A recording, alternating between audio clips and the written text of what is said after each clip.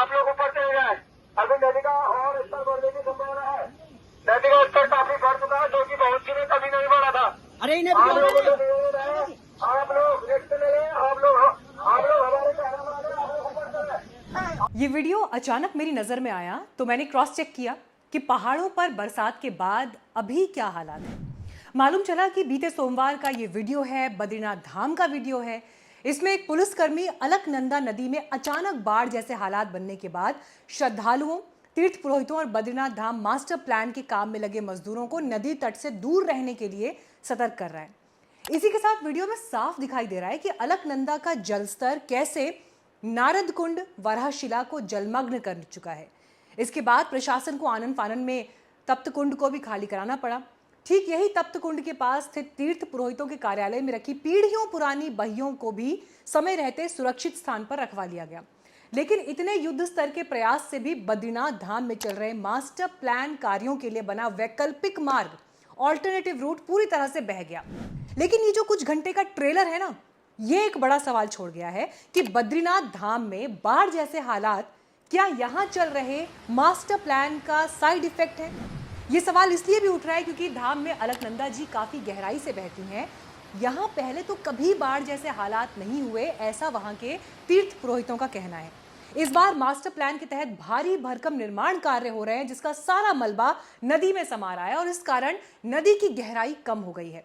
Badrinath master plan संघर्ष समिति से जुड़े तीर्थ पुरोहित अशोक टोडरिया से जब बातचीत हुई तो उन्होंने बताया कि मास्टर प्लान के तहत अलकनंदा जी के दोनों तटों पर रिवर डेवलपमेंट फ्रंट का काम किया जा रहा है और इसके लिए दोनों तट खोद दिए गए हैं। अशोक टोडरिया के मुताबिक धाम में अलकनंदा जी का स्वरूप सदियों पुराना है। यहाँ नदी तट पर सदियों पुरानी विशाल शिलाएं थीं जो धाम की सुरक्षा करती थी, लेकिन मास्टर प्लान की जिद में इन शिलाओं को तोड़ दिया गया। इस कारण नदी के वेग को थामने वाले नेचुरल स्पीड ब्रेकर हट गए। नतीजा, अब नदी जरा सी तेज बारिश में पूरे उफान के साथ बह रही है। तो इस तरह बद्रीनाथ धाम का मास्टर प्लान एक बार फिर सवालों में है। अब इस मुद्दे को और गहराई से जानने के लिए थोड़ा सा मास्टर प्लान की जानकारी मैं आपके सामने रखती हूं। तो जैसा कि आप जानते हैं कि पीएम नरेंद्र मोदी की सरकार देश के ज्यादातर बड़े धार्मिक आध्यात्मिक महत्व के तीर्थों का कायाकल्प करने में लगी हुई है। अयोध्या, काशी, उज्जैन, केदारनाथ के बाद अब सरकार बद्रीनाथ धाम के लिए भी इसी तर्ज पर मास्टर प्लान लेकर आई। हमारे तीर्थों पर जो अव्यवस्था रहती है, भीड़ रहती है, उसे देखते हुए ये एक अच्छी पहल भी कही जा सकती है। लेकिन जब हम केदारनाथ, बद्रीनाथ और मां कामाख्या के भूगोल को काशी, मथुरा, उज्जैन मानकर युद्ध स्तर पर निर्माण कार्य करते हैं तो उससे कई चिंताएं और सवाल भी खड़े हो जाते हैं। वो सवाल जो न्यूज बीट्स के पिछले प्रोग्राम में मां कामाख्या क्षेत्र को लेकर राजर्षि नंदी जी ने उठाए थे, तो बद्रीनाथ धाम में भी कुछ ऐसे ही सवाल उठ रहे हैं। तो पहले ये जान लेते हैं कि सरकार बद्रीनाथ धाम मास्टर प्लान के तहत क्या करने जा रही है। बद्रीनाथ धाम मास्टर प्लान का शिलान्यास पीएम मोदी ने साल 2021 में किया था। कई मीडिया रिपोर्ट्स के मुताबिक इसके तहत न सिर्फ मंदिर तक जाने वाले रास्तों को चौड़ा किया जाना है, बल्कि रिवर डेवलपमेंट फ्रंट, आस्था पथ, पार्किंग प्लाजा के साथ ही 2 झील और गुफाओं का भी निर्माण किया जाना है। सरकार इस प्रोजेक्ट के जरिए धाम में बिजली, पानी, सीवरेज जैसे नेटवर्क को भी व्यवस्थित करना चाहती है।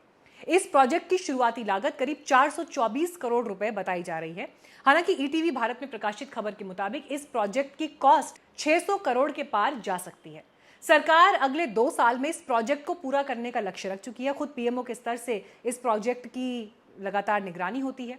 पीएम नरेंद्र मोदी कई बार ड्रोन के जरिए भी यहां चल रहे निर्माण कार्यों की निगरानी करते हैं। परियोजना के प्रथम चरण में मंदिर परिसर के 75 मीटर के दायरे में सभी भवनों को ध्वस्त किया जा चुका है।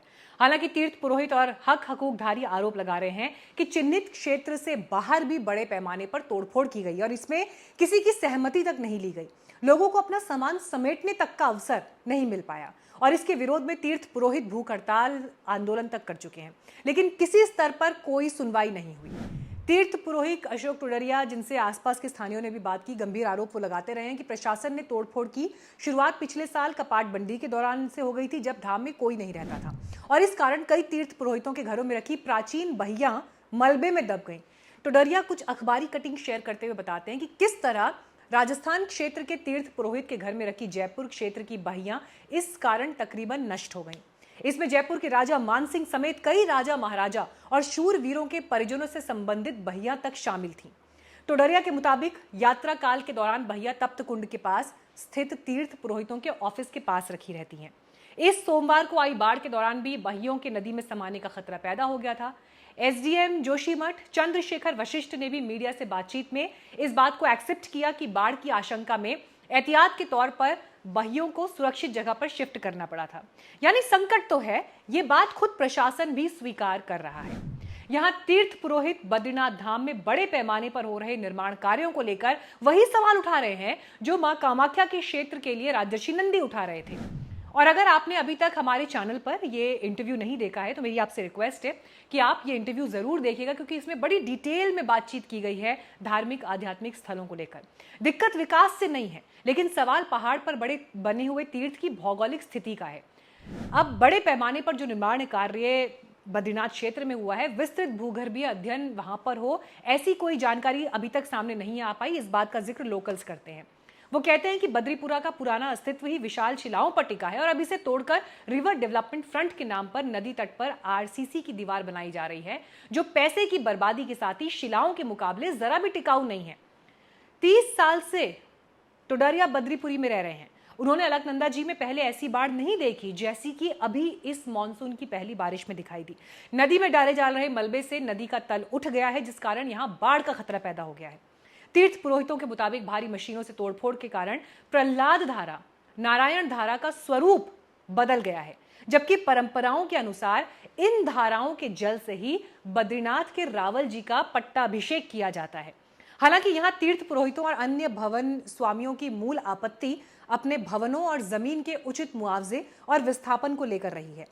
राजर्षि नंदी मां कामाख्या क्षेत्र को लेकर जो पर्यावरणीय और धार्मिक महत्व आध्यात्मिक महत्व का सवाल उठा रहे हैं, वो बद्रीनाथ में मुआवजा विस्थापन जैसी चिंताओं के बाद ही उठ रहे हैं। इतना दुर्भाग्यपूर्ण है क्योंकि जो मूल निवासी थे, जो यहाँ के हक हकदारी थे, उन लोगों ने, उनके पूर्वजों ने अपने खून पसीने की मेहनत से इस बद्रीनाथ को पूरे विश्व में प्रसिद्धि दिलाई और आज उन्हीं के मकानों को तोड़ा गया, उनको पुनर्वास की कोई नीति नहीं दी गई। और ऐसा भी हुआ है कि जो भवन मास्टर प्लान में नहीं आ रहे थे वो भी टूट गए। पंचपैया मोहल्ला जो मंदिर के पास है उसका सबसे बड़ा उदाहरण है, वो भी टूट गया और लगातार इनका मानसिक रूप से शोषण किया जा रहा है। वो उन्होंने आंदोलन भी किया स्थानीय निवासियों ने, हक हकदारियों ने, परंतु उसके बाद भी उनकी बात नहीं सुनी जा रही। प्रशासन सरकार गोलमोल जवाब दे रही है और लगातार एक सुनियोजित साजिश है कि।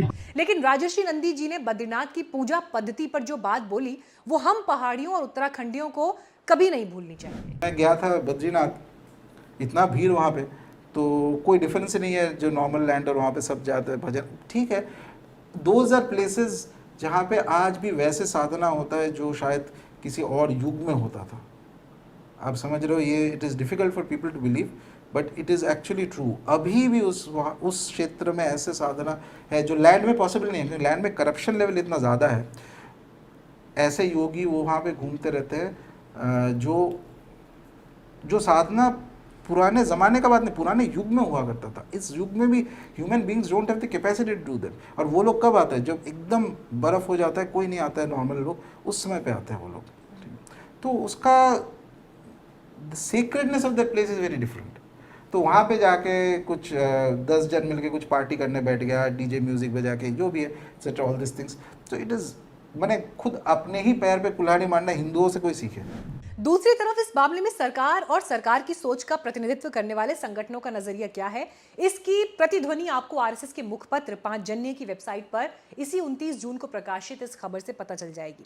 इसमें बड़ी खुशी के साथ ये बताया गया है कि सरकार बद्रीपुरी में मिनी स्मार्ट सिटी बनाने जा रही है, जहां 1 लाख शहरों वाली सभी सुविधाएं मौजूद होंगी।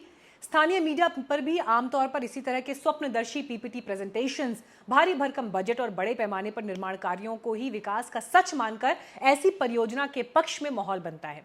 इस तरह लोगों का छिटपुट विरोध और पर्यावरण आस्था के मूल सवाल दब जाते हैं।